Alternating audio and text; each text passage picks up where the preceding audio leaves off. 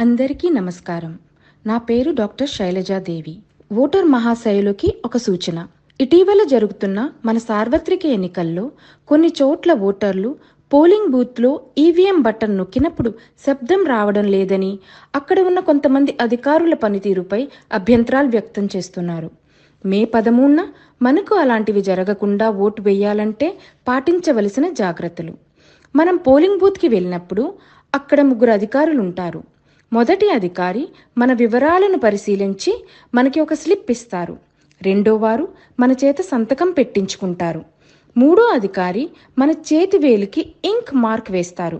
ఈ అధికారి దగ్గరే ఈవీఎం యాక్టివేషన్ మెషిన్ అనగా మాస్టర్ కంట్రోల్ యూనిట్ ఉంటుంది. అది నొక్కినప్పుడే ఈవీఎం యాక్టివేట్ అవుతుంది. అప్పుడు మనం పరదా చాటున ఉన్న ఈవీఎంలో మనకి నచ్చిన అభ్యర్థికి ఓటు వేస్తాం. మనం బటన్ నొక్కినప్పుడు ఒక శబ్దం వస్తుంది. వెంటనే పక్కనే ఉన్న వీవీప్యాట్లో మనం ఓటు వేసిన అభ్యర్థి పేరు, పార్టీ వివరాలు డిస్ప్లే అవుతాయి. ఒకవేళ మనం బటన్ నొక్కినప్పుడు శబ్దం రాకపోతే మన ఓట్ పడలేదు అని అర్థం.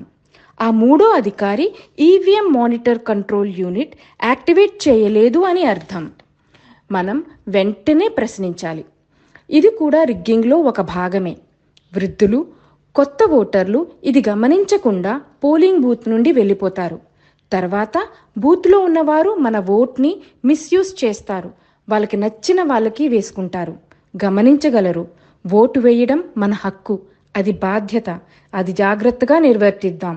ప్రజాస్వామ్యాన్ని కాపాడుదాం. జై హింద్.